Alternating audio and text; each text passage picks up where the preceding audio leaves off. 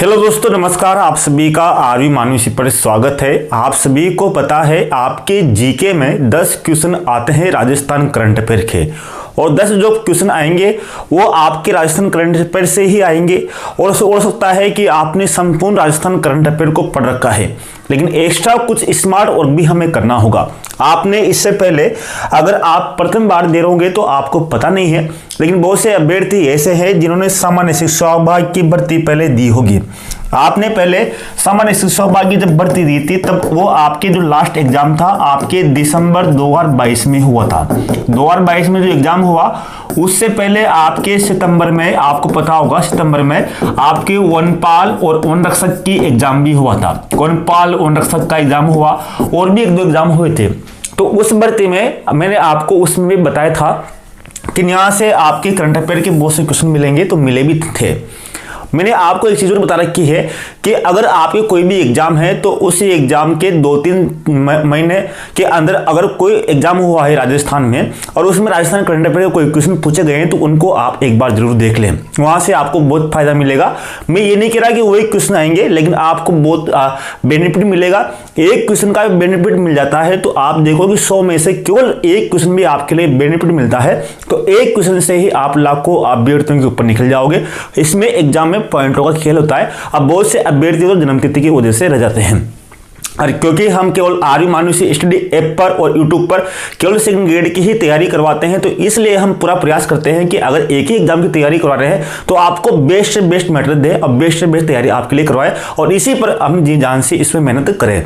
अगर बात करें तो हमने पहले आपको यहाँ पर सीएटी जो आपकी 12वीं स्तर का था, साथ में सीएटी स्नातक स्तर, स्टेनोग्राफर, इन सभी को करंट अफेयर को हमने आपको करवा दिया था। अब आपके इसमें जो एग्जाम हुआ है अभी 1, 2 और 3 दिसंबर को पशु परिचर का, इसमें राजस्थान करंट अफेयर के बहुत से क्वेश्चन पूछे गए हैं। उन क्वेश्चनों को आपको देखना है। अब देखो इसमें तैयारी करने में बहुत समय लगता है, ऐसे तो मैं आपको से बता दूं कि इसका आंसर ये है, लेकिन आपको उसके आसपास के आंसरों को भी देखना होता है। तो मैंने आपको दिखाने की कोशिश करता हूं, आपको यहाँ पर ध्यान से देखना होगा और आपको ये भी आइडिया मिल जाएगा कि आपको कितने समय तक ही करंट अफेयर पढ़नी होगी, तो मैंने आपको पूरा बता दूंगा। अगर देखोगे तो यहाँ पर शुरुआत करते हैं अब पहले क्वेश्चन से। पहला क्वेश्चन क्या था? पहला क्वेश्चन है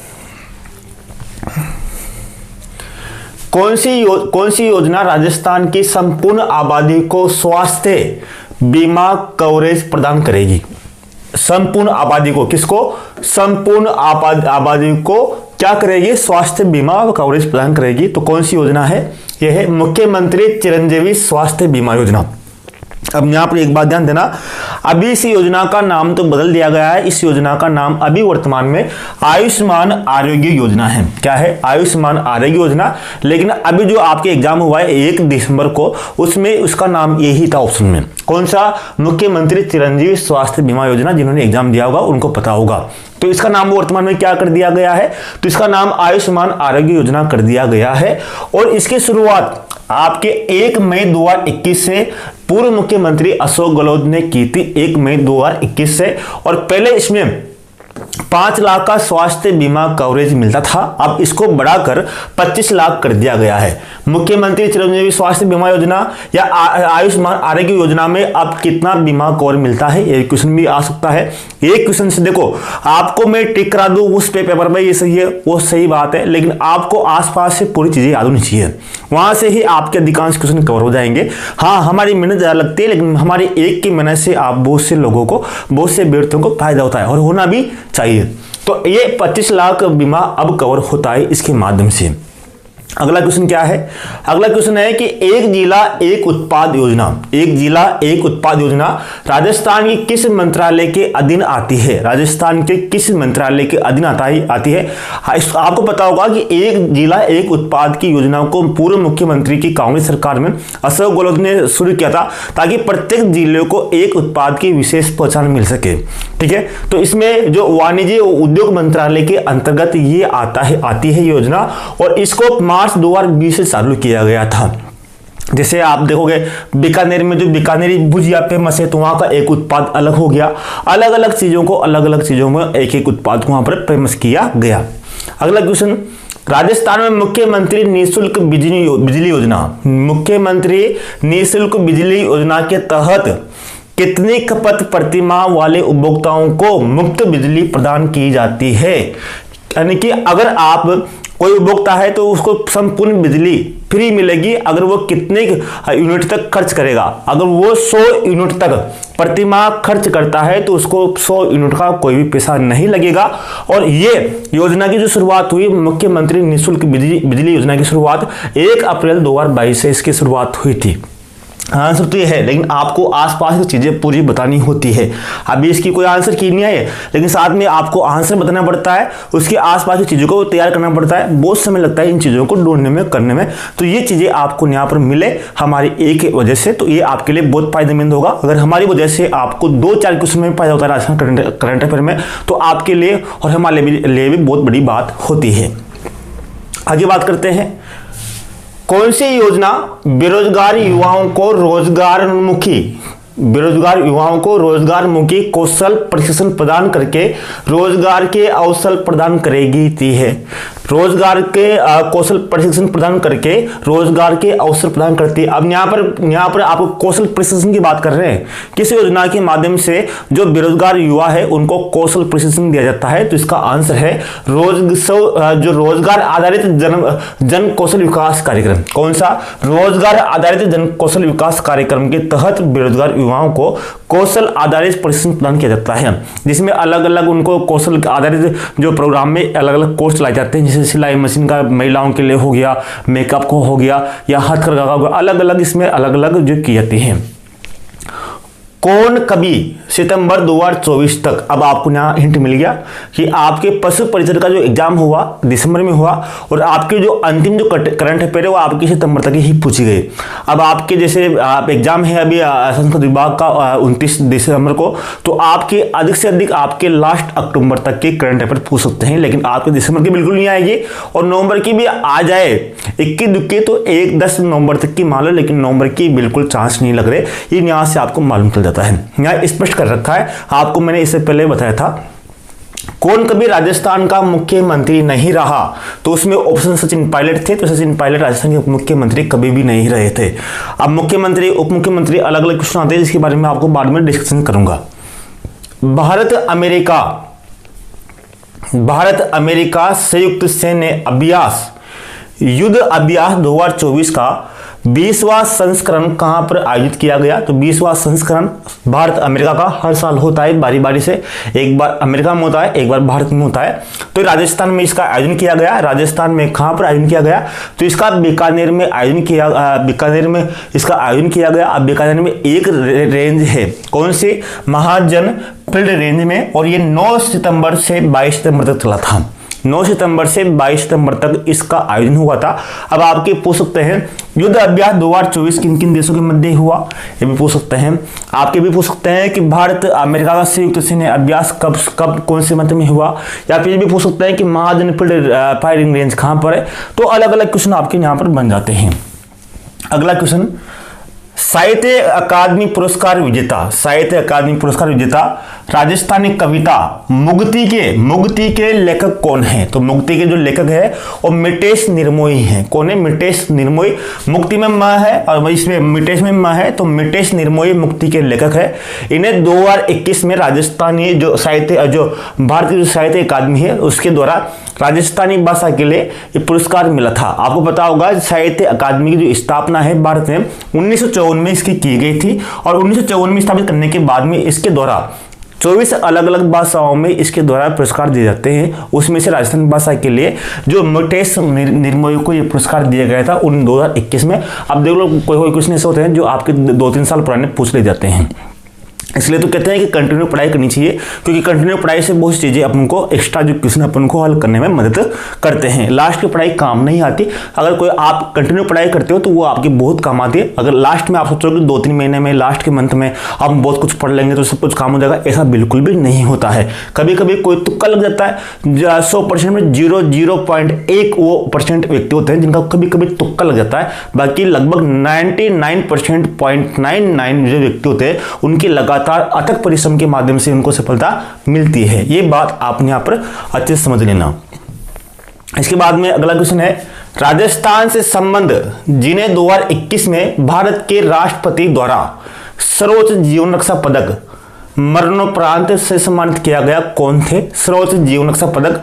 ये थे रामावतार गोदारा थे। रामावतार गोदारा को ये सर्वोच्च जीवन रक्षा पदक जो दिया गया था, राष्ट्रपति ने कुल 51 व्यक्तियों को सम्मानित किया था, उसमें से 6 व्यक्तियों को सर्वोच्च जीवन रक्षा पदक से सम्मानित किया था। उसमें राजस्थान के जो व्यक्ति थे वो थे रामावतार गोदारा, जो भारतीय नौसेना में एक सैनिक थे।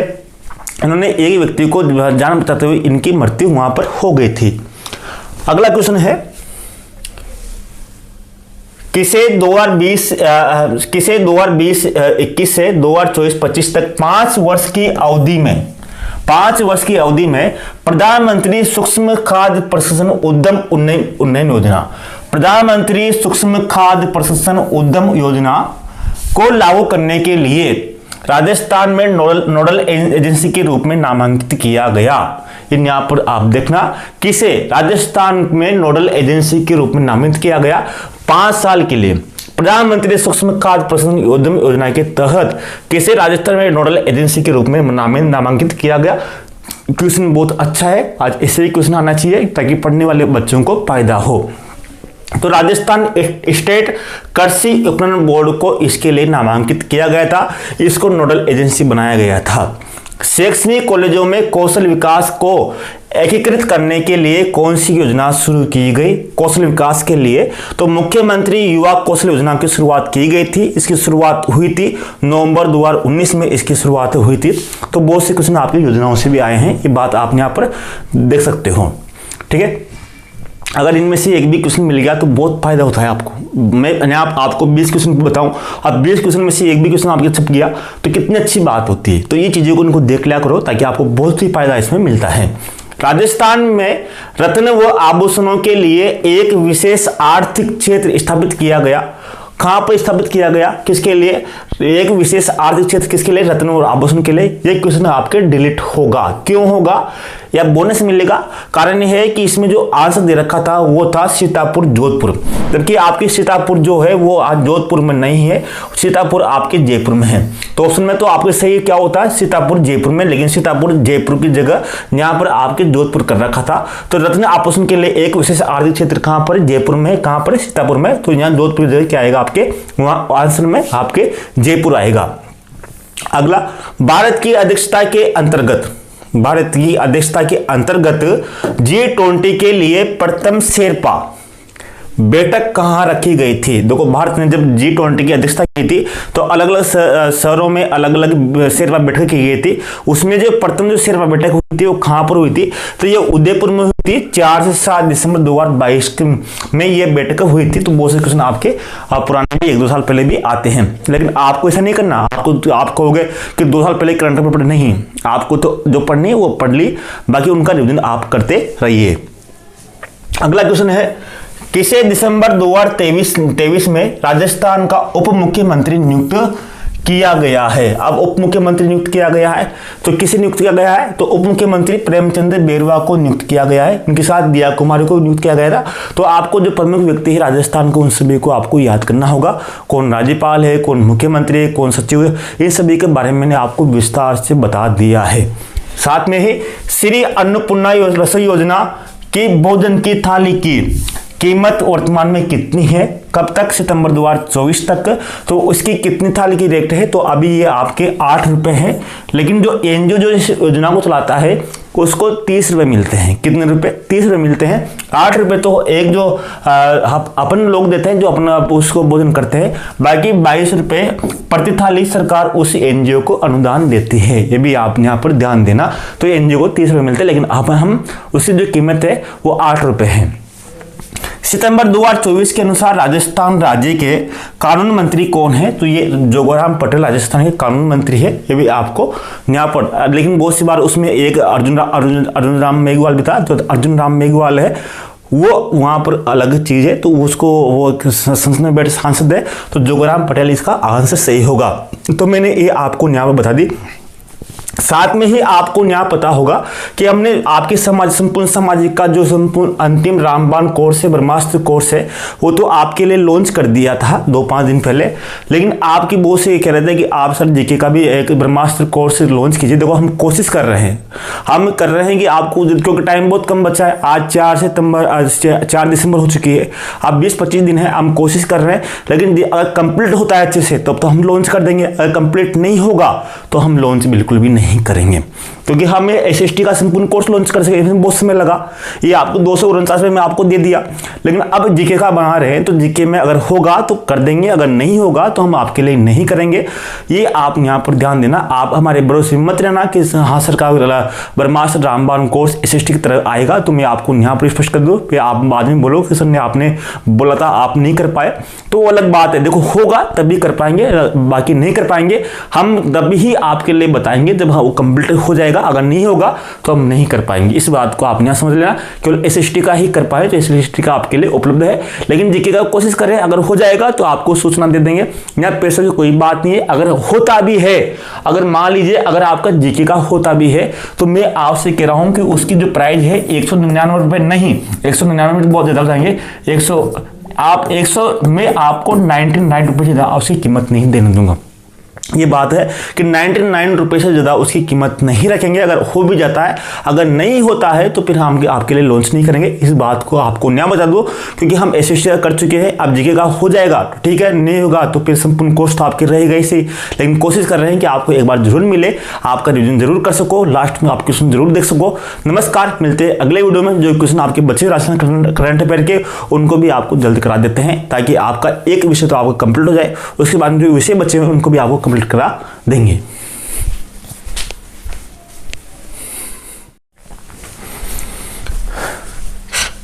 हेलो दोस्तों, नमस्कार। आप सभी का आरवी मानुषी पर स्वागत है। आज 16 दिसंबर हो चुका है और आपके 29 दिसंबर को एग्जाम है। संस्कृत विभाग में आपके पदों की संख्या कम है, लेकिन हमें उम्मीद थी कि सामान्य शिक्षा विभाग में पदों की संख्या अधिक आएगी, तो उसमें पदों की संख्या कमी है। हम सोच रहे थे कि सामान्य शिक्षा विभाग में और अच्छी तैयारी करेंगे और अच्छी मेहनत करेंगे, ताकि उसमें अच्छे पद आएंगे तो उसमें आराम से हमारा नंबर आ जाएगा। अब मुख्य फोकस इस पर ही है संस्कृत विभाग में कि इसमें ही सिलेक्शन लेना है।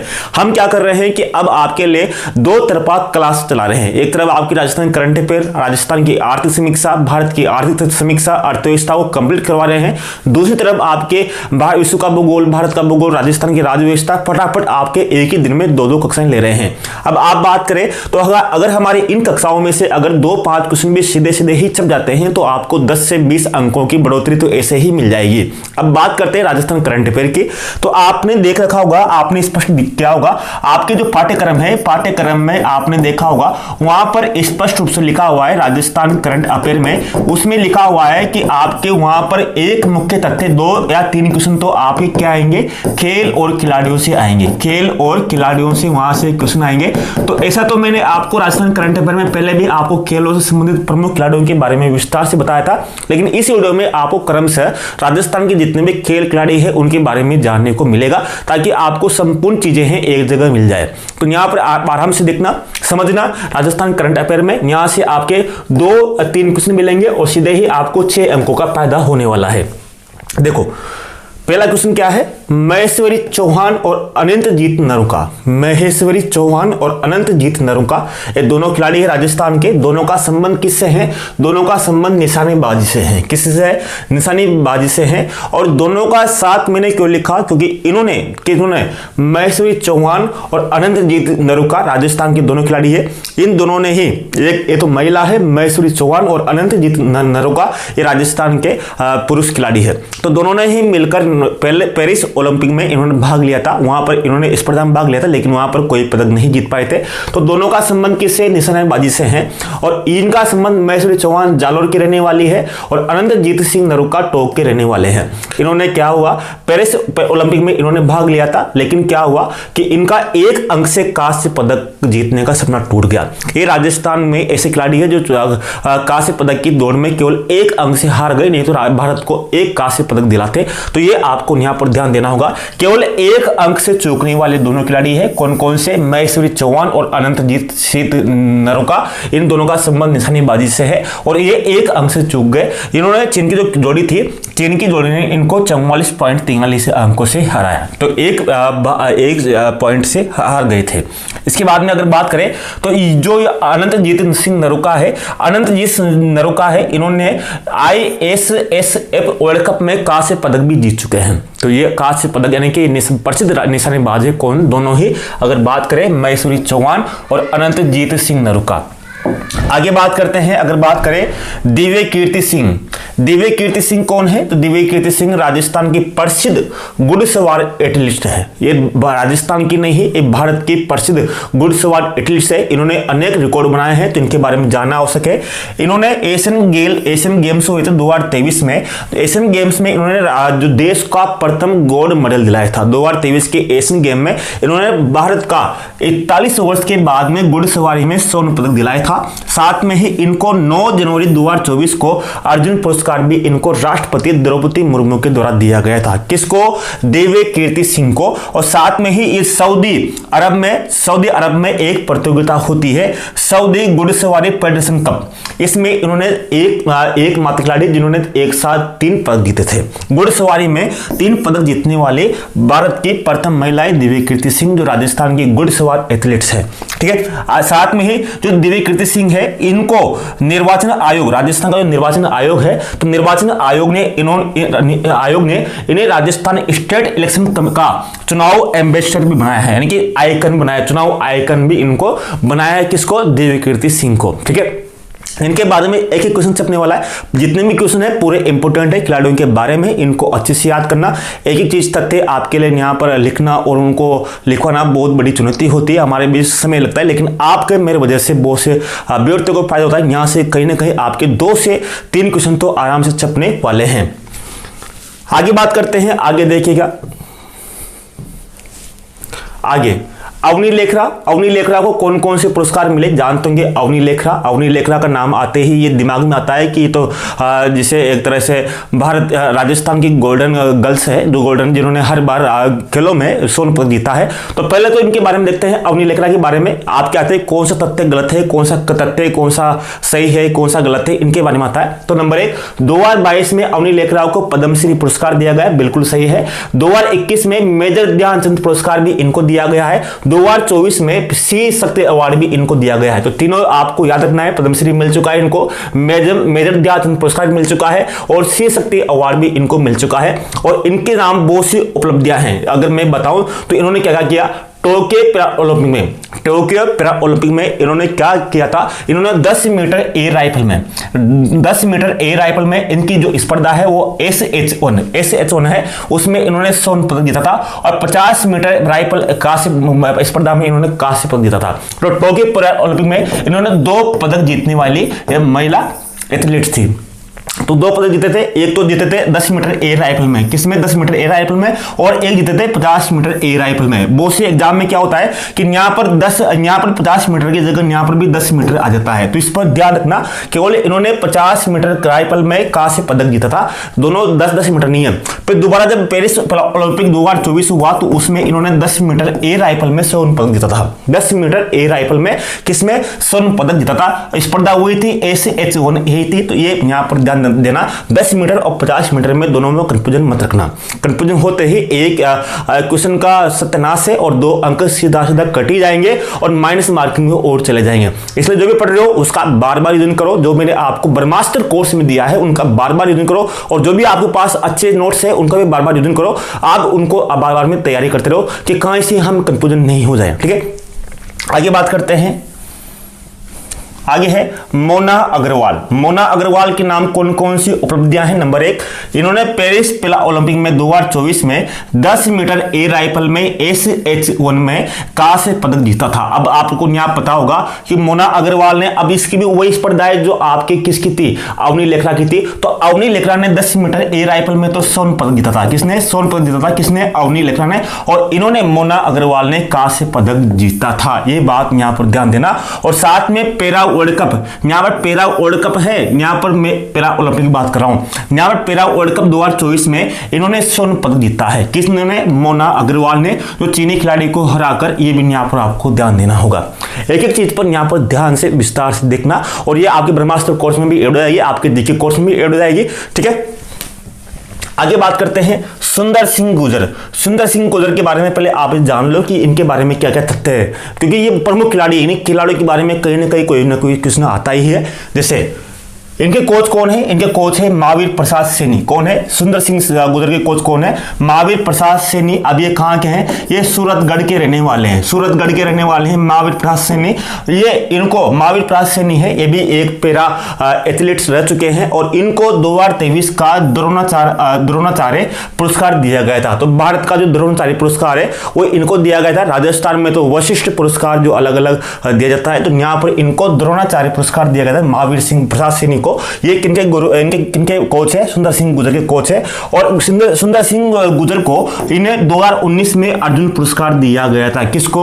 सुंदर सिंह गुर्जर को 2019 में। और साथ में ही इन्होंने क्या इनकी कौन सी विशेष अवार्ड रहे, कौन कौन से इन्होंने पुरस्कार प्राप्त किए, कौन कौन से खेल में उपलब्धि रही? तो पेरिस पैरा ओलंपिक में इन्होंने F16 कैटेगरी में, F46 कैटेगरी में, भाला फेंक कैटेगरी में इन्होंने कांस्य पदक जीता है। कांस्य पदक भाला फेंक के खिलाड़ी है कौन? सुंदर सिंह गुर्जर। इन्होंने F46 कैटेगरी में इन्होंने भाला फेंक में कांस्य पदक जीता है और 64.6 मीटर इन्होंने भाला फेंका था। और साथ में ही पेरिस के साथ में इससे पहले इन्होंने टोक्यो पैरा ओलंपिक में भी इन्होंने कांस्य पदक जीता है। लगातार ये पैरा ओलंपिक में कोई ना कोई सा पदक जीतते ही आ रहे हैं, तो इनको भी याद रखना होगा। सुंदर सिंह गुर्जर के बारे में भी आपको अच्छे से ध्यान रखना होगा। आगे बात करते हैं अगले खिलाड़ी के बाद में कृष्णा पूनिया, जो विधायक भी रह चुकी है, विधायक भी है। तो कृष्णा पूनिया डिस्कस थ्रो खिलाड़ी है और इन्होंने एथलेटिक्स फेडरेशन ऑफ इंडिया की इनको सदस्य बनाया गया है। किनको? कृष्णा पूनिया को। राज्यवर्धन सिंह राठौड़ राजस्थान के, इनका जन्म जैसलमेर से हुआ था और वर्तमान में ये विधायक है। कहां से? जोधपुर से ये विधायक है और वर्तमान में राजस्थान के खेल मंत्री भी है। ठीक है, इन चीजों को आपको यहाँ पर एक चीज को यहाँ पर याद करना होगा और देखना होगा। राष्ट्र डिवीजन में आपको काम आएगा। अगर आपने पहले भी पढ़ लिया तो ये चीजें आपको वापस डिवीजन में काम आएगी और कहीं ना कहीं यहाँ से आपको क्वेश्चन बनेगा। ठीक है, आगे बात करते हैं अनुया प्रसाद। अब अनुया प्रसाद कौन है? तो जयपुर की रहने वाली है। इन्होंने क्या किया? World deaf shooting championship. अब world deaf shooting championship, deaf क्या होता है? डेप का मतलब होता है ऐसे बच्चे, ऐसे खिलाड़ी होते हैं जो सुन नहीं सकते, बोल नहीं सकते, मुख बधिर जो खिलाड़ी होते हैं, तो उनको बोलते हैं डेप। तो वर्ल्ड डेप शूटिंग चैंपियनशिप में जो जर्मनी में आयोजित हुई थी उसमें इन्होंने, अनुया प्रसाद ने स्वर्ण पदक जीता था। क्या जीता था? स्वर्ण पदक इन्होंने जीता था। आगे सिद्धार्थ चौधरी, इन्होंने गोला फेंक या शॉट पुट, गोला फेंक को शॉट पुट भी बोलते हैं, ये south Asian junior athletics championship में इन्होंने स्वर्ण पदक जीता है। तो south Asian junior athletics championship में इन्होंने स्वर्ण पदक जीता है। तो इन्होंने 19.19 मीटर का जो स्कोर किया था, उसके बाद में गोला फेंकने में, गोला हाथ से फेंकते हैं, आप जानते हो कि चक्कर लगा चारों तरफ, उसके बाद में फेंकते हैं। तो गोला फेंक में इन्होंने 19.19 मीटर का क्या किया था? इन्होंने गोला फेंका था, उसके बाद में इन्होंने स्वर्ण पदक जीता था। तो सिद्धार्थ चौधरी ने। आगे बात करते हैं प्रमुख स्विमिंग खिलाड़ी, राजस्थान के जो प्रमुख स्विमिंग खिलाड़ी है उसमें से युग चेलानी जो उदयपुर के निवासी है। उसके बाद में भक्ति शर्मा उदयपुर के है, गौरव सिंह भी ये भी उदयपुर के है। फिर दोस्त कायम खानी ये भीलवाड़ा के है, जिसमें से हमें ध्यान रखना है, युग चेलानी के बारे में ध्यान रखना है, उदयपुर की।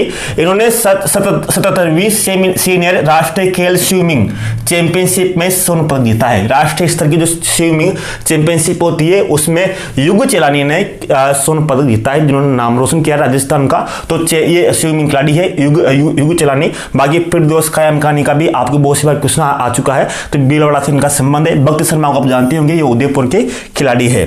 साथ में आगे देखो, मैं बात कर रहा था पेरिस पैरा ओलंपिक में। अब पेरिस पैरा ओलंपिक में राजस्थान के कुल आपके कितने आएंगे, कौन सा सत्य है कौन सा असत्य है? तो राजस्थान के 10 खिलाड़ियों ने इसमें भाग लिया था। कितने खिलाड़ियों ने? 10 खिलाड़ियों ने भाग लिया था। उसमें से 3 खिलाड़ियों ने पदक जीते हैं। कितने खिलाड़ियों ने? 3 खिलाड़ियों ने यहाँ पर पदक जीते हैं। उसमें से मैंने आपको तीनों के बारे में बता दिया है कौन कौन। एक तो अवनी लेखरा, मोना अग्रवाल, सुंदर सिंह गुर्जर, तो तीनों ने ही यहाँ पर पदक जीता है। अगर अवनी लेखरा की बात करें तो उन्होंने स्वर्ण पदक जीता है, मोना अग्रवाल ने कांस्य पदक जीता है और सुंदर सिंह गुर्जर ने भी कांस्य पदक जीता है। ये तीनों मैंने आपको बता दिया। तो 10 खिलाड़ियों ने यहाँ पर भाग लिया था। और मैं आपको बार बार बात करता हूँ कि सर आपके भी बहुत से क्वेश्चन आते हैं कि लास्ट टाइम पर आप एक टेस्ट सीरीज निकालें। मैं कहता हूँ मैं आपके लिए, मैंने पहले 2022 के एग्जाम के लिए भी आपके लिए कोई टेस्ट सीरीज नहीं करवाई थी। मैंने आपके लिए एक संक्षिप्त एक रिविजन बहुत शानदार वाला कोर्स निकाला था और इस बार भी हमने कोर्स निकाला है। आपको पता होगा, अगर आपने डाउनलोड कर रखा होगा, पहले तो आपको आरवी मानुषी स्टडी ऐप जो आपको प्ले स्टोर से मिल जाएगा, वहां से आरवी मानुषी स्टडी ऐप डाउनलोड करना होगा। वहां से आपको इसी ऐप पर, आरवी मानुषी स्टडी ऐप पर आपको केवल सेकंड ग्रेड के बारे में ही पूरी चीजें मिलेगी, चाहे आपके निःशुल्क पाठ्यक्रम हो, पूर्व वर्ष का पेपर हो, आपका जितना मैटर है सब आपको इसमें मिल जाएगा। आरवी मानुषी स्टडी ऐप पर केवल ये वरिष्ठ अध्यापक के लिए ही समर्पित है।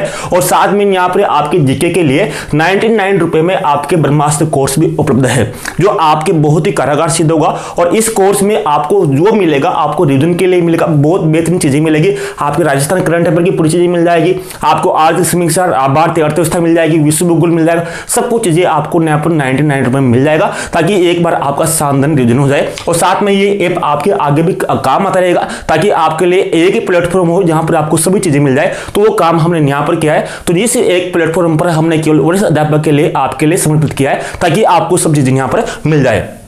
आगे बात करते हैं।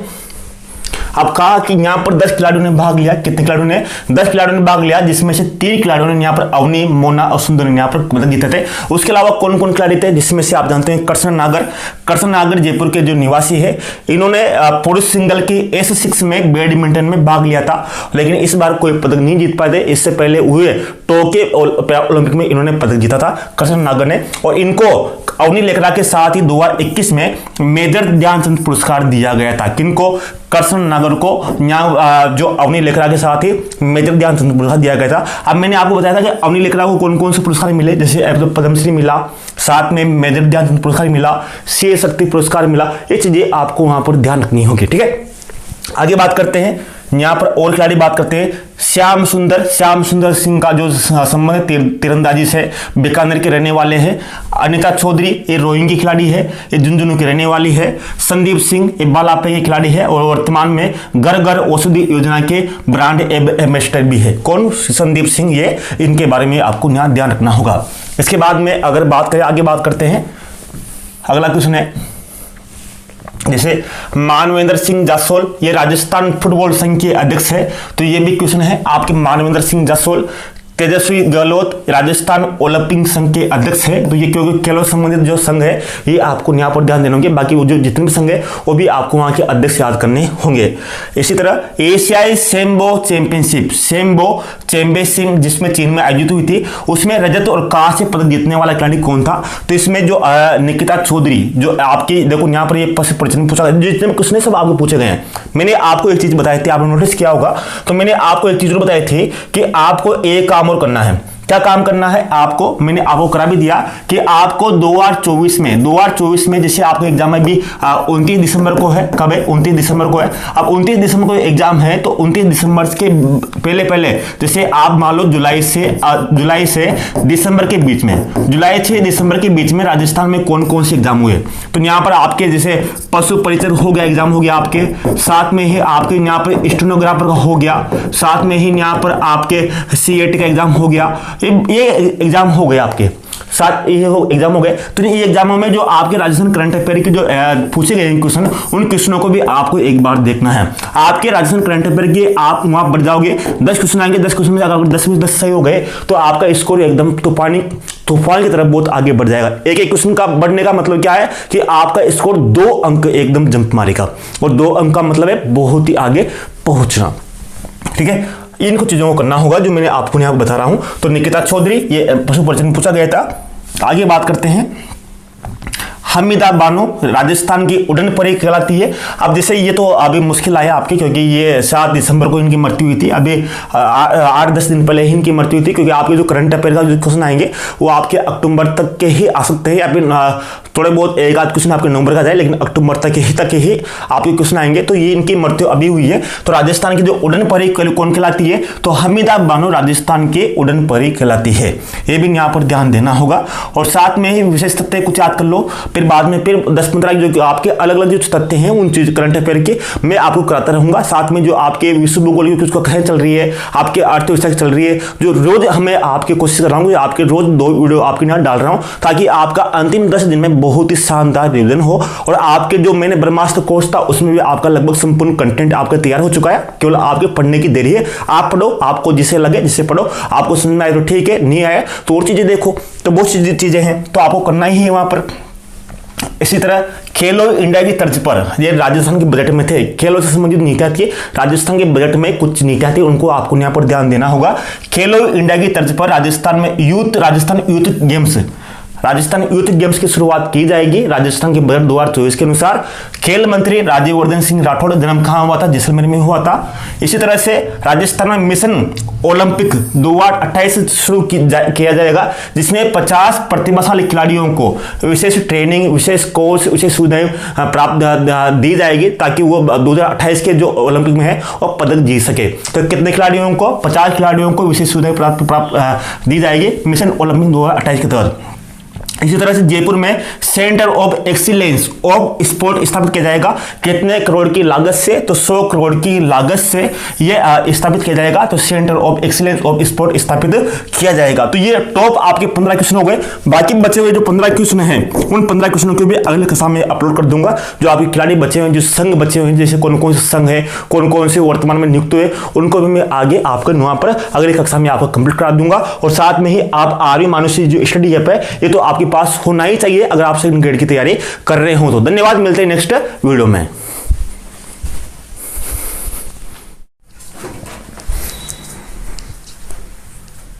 हेलो दोस्तों, नमस्कार। आप सभी का आर्मी मानुषी पर स्वागत है। आपका एग्जाम नज़दीक आ चुका है। 28-29 तारीख को आपके जीके का एग्जाम है और जीके के एग्जाम में आपकी संपूर्ण तैयारी हो चुकी होगी। पद कम है, लेकिन आपके सामान्य शिक्षा विभाग में भी पद कम है, तो हो सके तो इसी एग्जाम में अपनी पूरी की पूरी तैयारी झोंक देना, जो भी दिन आपके पास बचे हुए हों। मैं राजस्थान करंट अफेयर की बात कर रहा हूं। राजस्थान करंट अफेयर में मैंने आपको लगभग संपूर्ण कवर करवा दिया है। फिर भी मैं आपसे विशेष रूप से बोलता हूं कि आपको एक बार तो ध्यान रखना ही होगा। जैसा कि आपने देखा होगा आपके सिलेबस में नंबर 1 राजस्थान करंट अफेयर में आपको राजस्थान की खेल और खेल संबंधित जितनी भी गतिविधियां हैं, जैसे ओलंपिक में किसने भाग लिया, राजस्थान से किसने मेडल जीता, पैरा ओलंपिक में, ये सब चीज़ें आपको यहाँ पर याद होनी चाहिए। दूसरा, राजस्थान करंट अफेयर में आपको जो एग्जाम हुए हैं अभी राजस्थान में, उनमें जैसे आपके पशु परिचर का एग्जाम हुआ दिसंबर में, सीटी का 10th लेवल का हुआ, स्नातक स्तर का हुआ, स्टेनोग्राफर का हुआ, इन सब की राजस्थान करंट अफेयर की जो भी चीज़ें पूछी गई है, प्रश्न पूछे गए हैं, वो आपको अच्छे से याद होना आवश्यक है। मैंने आपको सब कुछ इस कंप्लीट करा रखा है और आज कुछ चीज़ें बची हुई है उनको भी मैं आपके कवर करा देता हूँ, ताकि आपके मैं संपूर्ण आपको संतुष्ट हो जाए कि हाँ मैंने सब कुछ पढ़ रखा है और यहाँ से बाहर कहीं कुछ भी नहीं जाएगा। तो देख लेते हैं कौन कौन चीजें आपके बची हुई है। देखते हैं राजस्थान में विभिन्न रैंक 2024 में कौन कौन सी रैंक है, इनको भी आप एक बार देख लीजिए। देखें, ताजा पोषण रिपोर्ट 2024 के अनुसार सबसे अधिक कुपोषित बच्चे किस जिले के हैं? सबसे अधिक कुपोषित बच्चे किस जिले के हैं? तो अगर बात करें तो बाहर राजस्थान में 1,99,000 बच्चे क्या है कुपोषित है। लगभग 2 लाख बच्चे कुपोषित माने गए हैं, जिनमें से सर्वाधिक जो है वो उदयपुर के हैं। उदयपुर के सर्वाधिक कुपोषित बच्चे हैं, 12,974 बच्चे यहाँ पर उदयपुर के हैं। और सबसे कम जो कुपोषित बच्चे हैं वो जैसलमेर जिले के हैं, 2,246 बच्चे। ये रैंकिंग है। रैंकिंग में कुपोषण की दृष्टि से राजस्थान के किस जिले की सर्वोच्च रैंक है? तो उदयपुर की सबसे निम्न रैंक किसकी है, सबसे कम किसकी है? तो जैसलमेर। इस तरह से आपके आ सकता है, या फिर इस तरह से आ सकता है कि टोटल राजस्थान में कितने कुपोषण है, कुपोषित बच्चों की संख्या कितनी है? तो 1,99,000। इस तरह से अलग अलग आपके आ सकते हैं। तो ये जो कुपोषण की रिपोर्ट है, इसके लिए अब कुपोषण को दूर करने के लिए राजस्थान में आपको पता होगा महिला और बाल विकास विभाग के द्वारा 2018 में पोषण अभियान शुरू किया गया था। कब किया गया था? 2018-19 में पोषण अभियान शुरू किया गया था ताकि राजस्थान में सभी बच्चों को पोषण की गुणवत्ता सुनिश्चित की जाए। अगला क्वेश्चन क्या है? अगला क्वेश्चन देखिएगा। अगला क्वेश्चन है कि भारत का कौन सा राज्य सौर ऊर्जा के उत्पादन में शीर्ष पर है? अगर सौर ऊर्जा के स्थान पर देखें तो सौर ऊर्जा की दृष्टि से राजस्थान का प्रथम स्थान आता है। किसका? सौर ऊर्जा की दृष्टि से राजस्थान का कौन सा स्थान आता है? प्रथम स्थान आता है। और राजस्थान में प्रति वर्ग मीटर एरिया से हर साल लगभग 5.72 यूनिट सौर ऊर्जा का उत्पादन होता है। लगभग 6 मान लेते हैं कि 1 वर्ग मीटर एरिया से लगभग 6 यूनिट बिजली का उत्पादन होता है, जो बहुत बड़ी उपलब्धि है। तो ये भी आ सकता है कि राजस्थान की जो भूमि है वहां से कितनी यूनिट सौर ऊर्जा का उत्पादन होता है? तो राजस्थान में 5.72 यूनिट का उत्पादन होता है। आगे बात करें, आगे देखोगे तो आगे क्वेश्चन है, एक रिपोर्ट के अनुसार शाकाहारी खाने के मामले में राजस्थान का कौन सा स्थान है? तो शाकाहारी खाने के मामले में राजस्थान का प्रथम स्थान है। अगर बात करें तो राजस्थान की 69% जनसंख्या कितनी? 69% जनसंख्या आबादी क्या है? शाकाहारी है। इस दृष्टि से राजस्थान का प्रथम स्थान है। और राष्ट्रीय औसत की बात करें तो राष्ट्रीय औसत पर 57% जनसंख्या शाकाहारी है, बाकी कुछ न कुछ मांसाहारी है। इनकी अधिकांशतः अगर राष्ट्रीय शब्द देखें तो भारत की अभी भी 57% जनसंख्या क्या है? शाकाहारी है।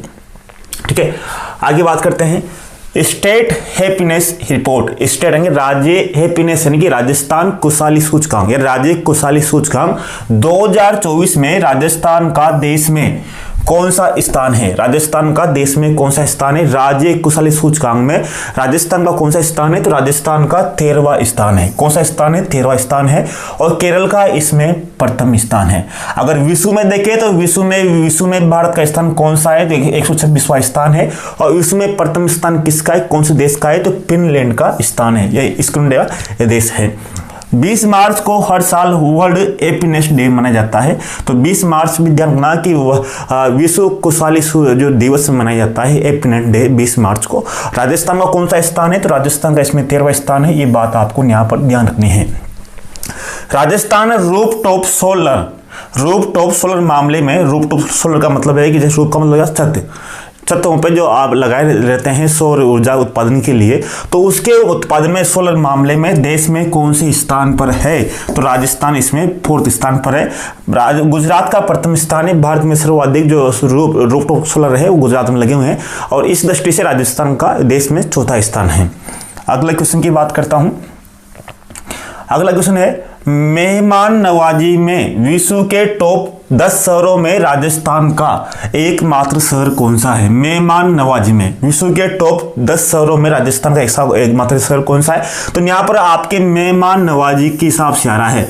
अगर यहाँ से अलग अलग चीजें आती है, जैसे होटलों के मामले में कौन सा शहर अलग है, या फिर कौन सब अलग अलग श्रेणी है, अलग अलग श्रेणियों में अलग अलग पुरस्कार, अलग अलग रैंक दी जाती है। तो यहाँ पर आपको मेहमान नवाजी के मामले में देखना है। तो इसमें राजस्थान का एकमात्र शहर है जैसलमेर को इसमें शामिल किया गया है। इसमें 9वां स्थान जैसलमेर को दिया गया है विश्व के टॉप 10 स्थानों में से। अगला, मनरेगा में 100 दिन का रोजगार दिलाने में राज्य का कौन सा जिला प्रथम स्थान पर रहा है? तो 100 दिन का रोजगार दिलाने में राज्य का कौन सा जिला प्रथम स्थान पर रहा है? तो सीकर रहा है। सीकर ने सर्वाधिक रोजगार दिलाया है 100 दिन के रोजगार के मामले में। और सबसे पिछड़ा कौन सा रहा है? तो बूंदी सबसे पिछड़ा रहा है। यानी कि इस मनरेगा योजना में सबसे जो अच्छा प्रदर्शन किया है मनरेगा योजना में, उसमें प्रथम स्थान सीकर का रहा है। और मनरेगा योजना में सबसे अंत में जो स्थान रहा है वो बूंदी का रहा है, सबसे अंत में स्थान। ये बात आपको यहाँ ध्यान रखनी है। ठीक है, आगे बात करते हैं। राजस्थान में प्रति व्यक्ति इलेक्ट्रॉनिक कचरा ई कचरा के मामले में उच्चतम उत्पादक जिला कौन सा है? सर्वाधिक ई कचरा कौन सा जिला उत्पादित करता है राजस्थान का? तो सर्वाधिक उत्पादित करता है आपके कोटा। अब ई कचरा के मामले में अभी एक रिपोर्ट आई थी, अभी 2-4 दिन पहले ही रिपोर्ट आई थी। तमिलनाडु भारत का सबसे बड़ा उत्पादक राज्य है, लेकिन राजस्थान में देखें तो राजस्थान में कोटा का प्रथम स्थान आता है। ठीक है, अगला क्वेश्चन देखो।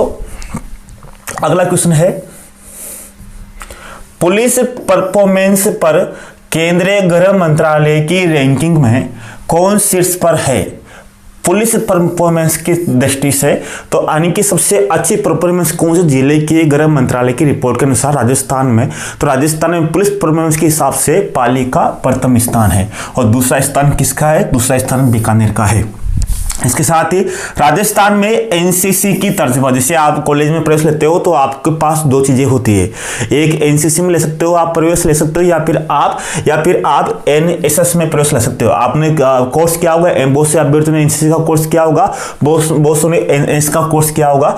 तो एनसीसी की तर्ज पर ही एनएसएस में ड्रेस कोड लागू करने वाला राज्य का प्रथम विश्वविद्यालय कौन सा है? तो अब एनएसएस में भी ड्रेस कोड लागू, क्योंकि एनसीसी मतलब ठीक से, एनसीसी में क्या होता है कि अगर कोई एनसीसी में भाग लेता है तो उसको सेना में, पुलिस में कहीं ना कहीं 2-5 अंकों का बेनिफिट मिलता है। अब एनएसएस में भी एड्रेस कोड लागू कर दिया। तो राजस्थान का प्रथम विश्वविद्यालय कौन सा है? तो राजस्थान का प्रथम विश्वविद्यालय कौन सा है? राजस्थान विश्वविद्यालय है, जहां पर एक कोड लागू किया गया।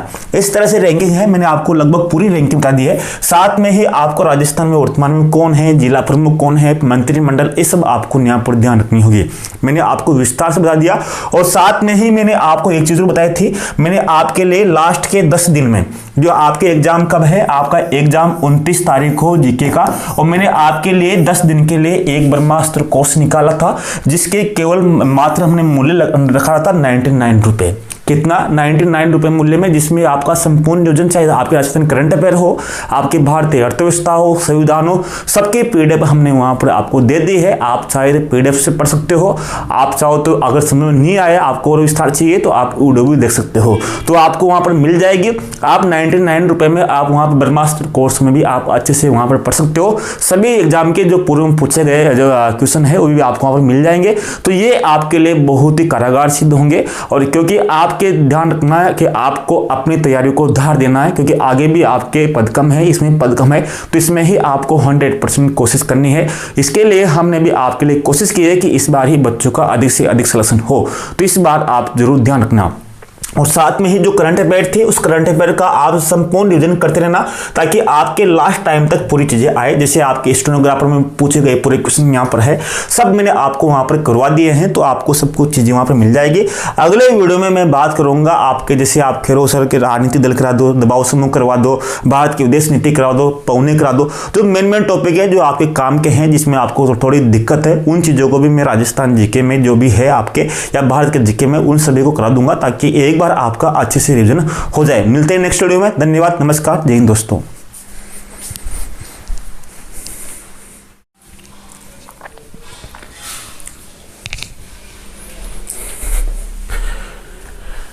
हेलो दोस्तों, नमस्कार, आप सभी का आरवी मानुषी पर स्वागत है। 29 दिसंबर को आपका प्रथम पारी में जीके का पेपर आ चुका है और जीके पेपर की संपूर्ण तैयारी हो चुकी है। राजस्थान करंट अफेयर को भी संपूर्ण कर लिया है, लेकिन कुछ टॉपिक रह गए हैं, जैसे राजस्थान की कुछ योजनाएं बाकी है। जिन योजनाओं को मैंने नहीं करवाया तो उन योजनाओं को यहाँ पर करवाएंगे। तो आपका उद्देश्य होना चाहिए कि आपकी तरफ से भी आप 100% योगदान दोगे, हम भी हमारी तरफ से 100% योगदान दे रहे हैं आपकी तैयारी में। और जो इसकी जीके की जो पेपर जो आपकी इसकी पीडीएफ है राजस्थान करंट अफेयर की, वो पीडीएफ आपके कोर्स में जुड़ी जाती है, ब्रह्मास्त्र कोर्स में जुड़ जाएगी, आपके जीके कोर्स में जुड़ जाएगी, दोनों में ही जुड़ जाएगी। तो इसका भी आप बार बार यूज कीजिए, ताकि आपको एक अच्छी सुविधा मिलेगी वीडियो देखने के बाद में। बात करते हैं आज की योजनाओं के बारे में, कौन कौन सी प्रमुख योजनाएं हैं उनके बारे में बात कर लेते हैं। राजस्थान की जो प्रमुख योजनाएं हैं उसमें से बात करेंगे। प्रमुख योजनाओं में पहली योजना है आपके मुख्यमंत्री, पहली योजना है मुख्यमंत्री मंगला पशु बीमा योजना। मंगला पशु बीमा योजना, अब ये योजना आपकी नहीं आएगी, क्योंकि ये नवीनतम योजना है। अभी इसका उद्घाटन मुख्यमंत्री ने 13 दिसंबर को किया था। आपकी जो योजनाएं आएगी वो आपके अक्टूबर या मध्य नवंबर तक की आएगी, लेकिन इसको आप याद इसलिए कर सकते हो कि आगामी जो भर्ती आएगी सामान्य शिक्षा विभाग की, उसमें आपके काम आ सकती है, लेकिन अभी ये काम नहीं आएगी। इसलिए ये योजनाएं मैंने आपको यहाँ पर ऐसे ही लिखवा दी। फिर भी इसको समझ लेना कि मंगला पशु जो बीमा योजना है, इसकी शुरुआत कायड़ अजमेर से हुई है। क्यों ये कायड़ से? क्योंकि कायड़ में यहाँ पर अभी यहाँ पर राज्य स्तरीय किसान सम्मेलन आयोजित किया गया था। कब? 13 दिसंबर को। तो यहाँ पर राज्य स्तरीय किसान सम्मेलन हुआ, इस कारण यहाँ से ही कायड़ से, क से, कायड़ में क है तो क से किसान बनता है, तो कायड़ में राज्य स्तरीय किसान सम्मेलन हुआ था। तो वहां से ही मंगला पशु बीमा योजना शुरू की गई थी। इसमें क्या होगा? इसमें राज्य सरकार के द्वारा 21 लाख पशुओं का बीमा किया जाएगा, और जो बीमा किया जाएगा वो बिल्कुल निःशुल्क ही रहेगा। उसमें पशुपालकों को किसी प्रकार के अपने जानवरों पर पैसा खर्च नहीं करना पड़ेगा। और इसमें सुविधा यह भी है कि अगर जिस बीमित पशु की मृत्यु हो जाती है किसी भी कारण से, तो उस पशु को राज्य सरकार अधिकतम 40,000 रुपये का क्या देगी, उसको वो बीमा राशि देगी। तो इस तरह से 21 लाख जो पशुओं का बीमा होगा, यहाँ पर समझना। दूसरी योजना कौन सी है? दूसरी योजना की बात करते हैं, मुख्यमंत्री किसान सम्मान निधि योजना।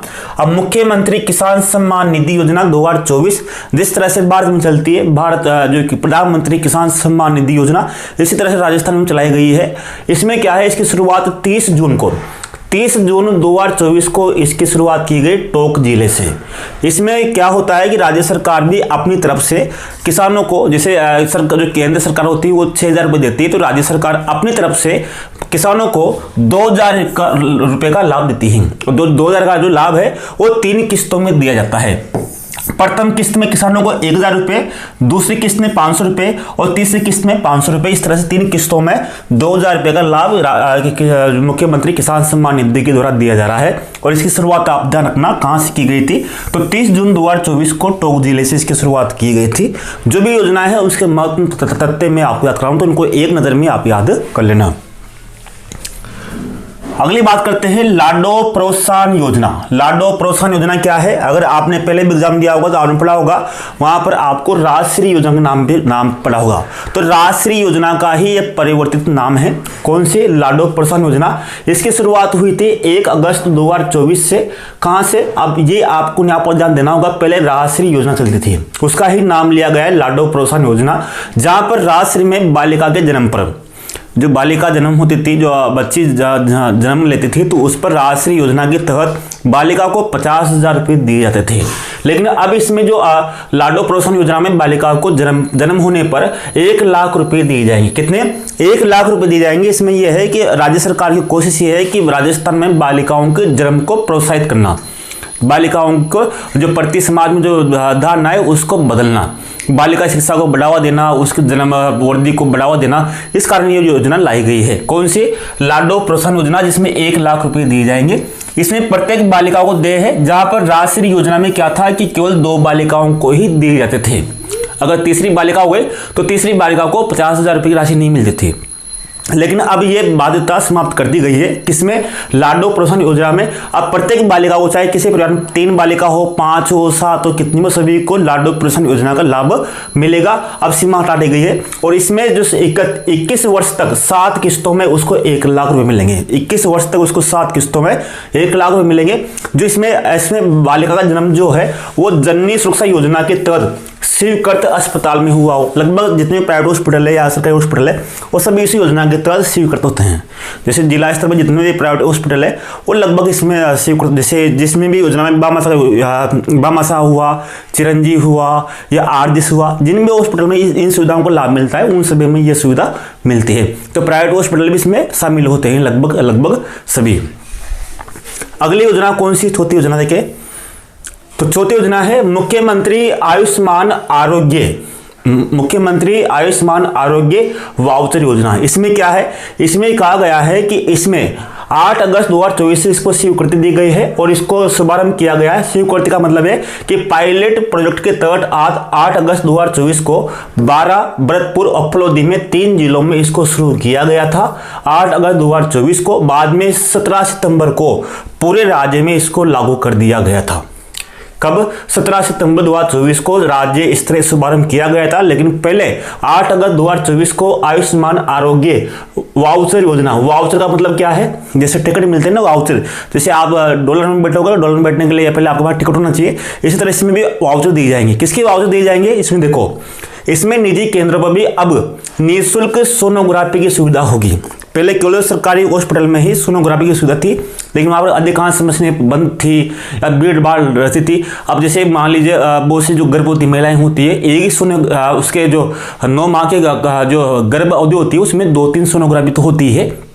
और एक ही सोनोग्राफी 800 से लेकर 3,000 तक होती है, तो बहुत महंगाई की मार पड़ती है। तो इस कारण अब राज्य सरकार ने क्या किया, इस योजना की शुरुआत की, वाउचर योजना, मुख्यमंत्री आयुष्मान आरोग्य योजना। इसमें क्या होगा, अब उनमें इसमें QR कूपन दिए जाएंगे, QR कूपन कोड दिए जाएंगे, यानी कि वाउचर दिए जाएंगे, और देने पर उसको क्या होगा, उसको अगर कोई भी निजी केंद्र में जाती है महिला, गर्भवती महिला, तो उसको निःशुल्क सोनोग्राफी की सुविधा मिल जाएगी। ये है इसमें, लेकिन इसमें केवल 2 बार दिए जाएंगे। जब वो 2 संतानों पर इसको दिए जाएंगे, तो ये ध्यान रखना, मुख्यमंत्री आयुष्मान आरोग्य योजना। तो इसमें सोनोग्राफी की क्या दी जाएंगी, इसमें वाउचर दिए जाएंगे।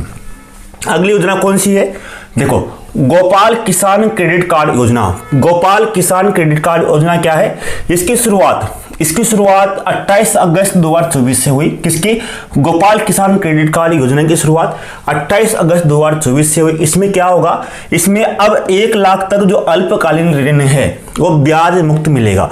अल्पकालीन ऋण क्या होता है, जिसकी अवधि 1 साल तक होती है उसको अल्पकालीन ऋण बोलते हैं, और 1 साल से 3 साल या 5 साल तक उसको मध्यकालीन ऋण बोलते हैं, और दीर्घकालीन ऋण की अवधि थोड़ी ज्यादा होती है। जैसे इसमें 1 लाख तक की, इसमें क्या होगा, इसमें गोपालक, अगर यहाँ देखोगे गोपाल का मतलब क्या है, जो गो को पालते हैं, जैसे कन्या को गोपाल बोलते हैं, क्योंकि वो गायों को पालते थे, तो गोपाल का मतलब ये होता है। कल लगभग जैसे राजस्थान में गोपालक योजना कब शुरू की गई थी, एक योजना वो भी थी 1990 में शुरू की गई थी, बहुत सी बार क्वेश्चन आ चुका है उसका। तो गोपालक योजना का मतलब है कि जो पशुओं से संबंधित है। तो ये ध्यान रखना कि इसमें 5 लाख गोपालक लाभान्वित होंगे। इसमें क्या होगा कि पशुओं को जो जिस तरह से किसान क्रेडिट कार्ड योजना है, जैसे कृषि पर लेते हैं, बहुत से कैसे से लेते हैं, उसी तरह से जानवरों को जो चरवाते हैं, जो चरवाहे होते हैं, उनको ये एक तरह से 1 लाख का अल्पकालीन ऋण दिया जाएगा, ब्याज मुक्त उनको। तो इसमें 20,000 डेयरी सहकारी समितियां की भी स्थापना की जाएगी। ये भी यहाँ ध्यान रखना कि 20,000, इस योजना के तहत 20,000 डेयरी सहकारी समितियों की भी स्थापना इसमें की जाएगी। इस पॉइंट को भी आपको यहाँ पर ध्यान रखना है। अगला, मुख्यमंत्री आयुष्मान आरोग्य बीमा योजना। अब ये तो आपको पता होगा, ये आयुष्मान आरोग्य बीमा योजना क्या है, ये वही है जो आपकी चिरंजीवी योजना थी, उसका ही नाम परिवर्तित है। तो इसको शुरुआत 1 मई 2021 में अशोक गहलोत के समय ही कर दी गई थी।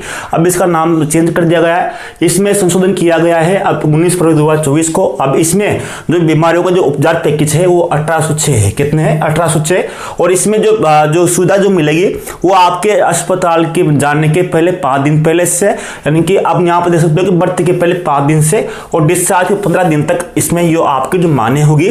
और इसमें प्रत्येक परिवार को, अगर कोई व्यक्ति SC ST से है, विधवा है, परित्यक्ता है, या फिर किसी तरह से है, किसी विशेष से नहीं आता है, तो उसको इसमें किसी प्रकार की कोई पैसा नहीं देना होता है। लेकिन अगर वो अलग अलग वर्ग में है, जैसे मान लो क्रीमी लेयर में है, जनरल में है, तो उसको 850 रुपये देने होते हैं प्रतिवर्ष बीमा कराने के लिए। तो ये इसमें यहाँ पर ध्यान देना कि मुख्यमंत्री आयुष्मान आरोग्य बीमा योजना। अगली योजना की बात करते हैं, मुख्यमंत्री आयुष्मान दुर्घटना बीमा योजना। अब ये भी वही है। अब इसमें देखो, मुख्यमंत्री जो आयुष्मान आरोग्य बीमा थी, इसमें आरोग्य आ गया, अब इसमें है दुर्घटना। क्या इसमें दुर्घटना, दोनों के समाने को इसमें दुर्घटना आ गया। तो दुर्घटना में क्या है, इसमें शुरुआत की गई इस नए वित्तीय वर्ष में 7 मार्च 2024 की शुरुआत की गई। इसमें जन आधार कार्ड में शामिल जो सभी सदस्य हैं उनका ही सभी का दुर्घटना बीमा होगा। और इसमें प्रत्येक जो जिसका भी बीमा हो रहा है उसको 5 से 10 लाख रुपए मिलेंगे। अगर उसका इसमें हो रहा है तो उसमें प्रत्येक व्यक्ति की किसी भी तरह से दुर्घटना से मृत्यु होती है। दुर्घटना से जो मृत्यु होती है, इसमें जैसे प्राकृतिक आपदा हुई या भूकंप हुआ या युद्ध हुआ, वो इसमें शामिल नहीं है, क्योंकि इसमें दुर्घटना ही है। जैसे मान लीजिए भूकंप आ गया, तो भूकंप आने से कोई दुर्घटना होगी तो उससे मरने वाला उसको शामिल नहीं है। इसी तरह युद्ध हो गया तो युद्ध में भी इसमें शामिल नहीं है। तो वो कुछ कैटेगरी है। लेकिन इसमें दुर्घटना में जैसे कार से दुर्घटना हो गई या किसी न किसी तरह से दुर्घटना हो गई, तो उसमें बीमित व्यक्ति को 5 से 10 लाख रुपए का बीमा मिलेगा।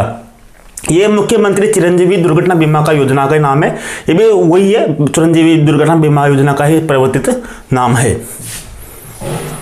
अगला है मुख्यमंत्री आयुष्मान जीवन रक्षा योजना। आयुष्मान जीवन रक्षा योजना ये 21 अगस्त 2024 से लागू की गई।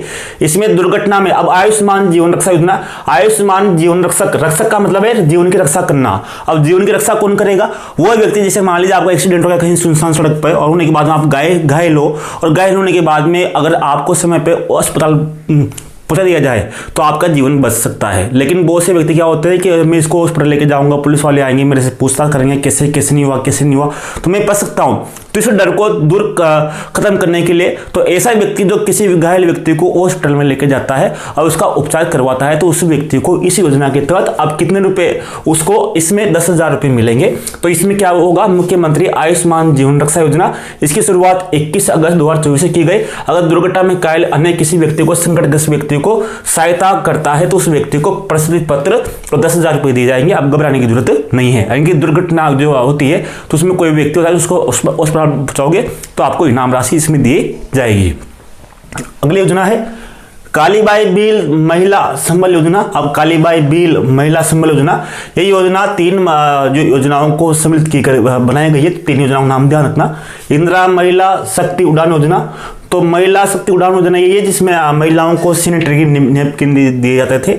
इंदिरा महिला शक्ति जागरूकता शिक्षा कार्यक्रम, इंदिरा महिला बाल विकास शोध संस्थान योजना, इन तीनों योजनाओं को मिलाकर ही इस योजना को चलाया गया है। अगले है मुख्यमंत्री बालिका संबल योजना 2024। इसमें क्या है, बालिका संबल योजना, इसमें आपको यहाँ पर ध्यान देना होगा। ये बहुत से अभी चली है तो इसको यहाँ पर ध्यान रखना। वैसे बहुत से जो परिवार होते हैं वो अपने बच्चियों की जन्म पर सुकन्या समृद्धि खाते खुलवाते हैं, तो खुला नाम ही चाहिए, बहुत अच्छी बात है। लेकिन इसमें एक स्कीम आई है, इस स्कीम को ध्यान रखना। अभी मुख्यमंत्री बालिका संबल योजना में इसमें अगर आपका बालिका का जन्म हुआ है, अभी हुआ या 5 साल पहले हुआ है, तो आपके बालिका के जन्म से लेकर 10 वर्ष तक अगर आप आवेदन करते हो तो आपके खाते में, बालिका के खाते में 30,000 रुपये जमा हो जाएंगे, सुकन्या समृद्धि खाते में जमा हो जाएंगे और वो 21 वर्ष होने के बाद में आपको वो 1.5 लाख रुपए मिलेंगे। तो अगर आप आवेदन करते हो तो 30,000 रुपये ये अलग से मिलेंगे। तो योजना है मुख्यमंत्री बालिका संबल योजना 2024। इसका उद्देश्य भी है कि बालिकाओं के जन्म को प्रोत्साहन करना, उनके समाज की प्रतिधारणा को बदलना, वही इस योजना के है। और माता पिता को भी 2 लाख का दुर्घटना बीमा इसके दौरान मिला जाएगा अगर ये आप इसको करवाते हो तो। अगली है पन्नादाय बाल गोपाल योजना। इसके बारे में आप पहले पढ़ चुके हो, ये वो मिड डे मील वाली है। पन्नादाय बाल गोपाल योजना, पन्नादाय ने क्या किया था, पन्नादाय ने उद्देश्य की रक्षा की थी, बच्चे की रक्षा की थी, तो बच्चों के लिए है फिर ये। तो बाल गोपाल योजना क्या है, तो मुख्यमंत्री बाल गोपाल योजना का परिवर्तित नाम है। पहले इसका नाम क्या था, मुख्यमंत्री बाल गोपाल योजना, और इसकी शुरुआत 29 नवंबर 2022 से मुख्यमंत्री अशोक गहलोत ने की थी। इस योजना में पहले क्या था, किसमें, मुख्यमंत्री बाल गोपाल योजना में, इसमें इस योजना में 1 से 8 तक जो पढ़ने वाले, जो सरकारी स्कूल में पढ़ने वाले बच्चों को पाउडर दूध दिया जाता था, जिसमें कक्षा 1 से 5 तक 150 मिलीलीटर और 6 से 8 तक 200 मिलीलीटर दूध दिया जाता था। लेकिन सरकार ने अब इस योजना में ये दूध देने का सिस्टम बदल दिया है। अब सरकार ने कहा है कि अब दूध वितरण को बंद कर दिया जाए। अब मोटे अनाजों से, जैसे मोटे अनाज में बाजरा हो गई, रागी हो गई, मक्का हो गया, ज्वार हो गई, इनसे बने हुए व्यंजन दिए जाएंगे। किनकी जगह, दूध से बने, जो पाउडर के दूध की जगह अब मोटे अनाज से बने हुए व्यंजन दिए जाएंगे। किस योजना के तहत, पन्नादाय बाल गोपाल योजना के तहत। तो ये आपकी योजनाएं थी प्रमुख जिनको आपको यहाँ पर ध्यान देना होगा। मैंने आपको संपूर्ण चीजें अब करवा दी है, आपको करंट अफेयर में कुछ भी नहीं बच रहा। बाकी आपके पास कुछ न कुछ तो पत्रिका होगी, जैसे मासिक होगी या त्रैमासिक होगी, 6 मासिक होगी, तो उनको पढ़ो। और साथ में पीडीएफ आपके कोर्स में रेडी हो जाएगी। ब्रह्मास्त्र कोर्स आपके पास होगा, इसे नहीं होगा तो अभी ले लेना। अभी आपके पास 7-8 दिन है तो वो जरूरी है पढ़ना, जो आपके ब्रह्मास्त्र कोर्स, उसका बार बार रिवीजन करना। और साथ में आपका जीके कोर्स में है तो उसको मत लेना, दोनों में मैटर वो लगभग समान ही है। तो उस पर ये ध्यान देना कि ये पीडीएफ आपकी आज ही आपके ऐड हो जाएगी। नमस्कार, मिलते हैं अगले वीडियो में। अगली योजना क्या रहेगी उसके बारे में बात करेंगे कि पेपर कैसे किस तरह से होगा। नमस्कार, जय हिंद दोस्तों।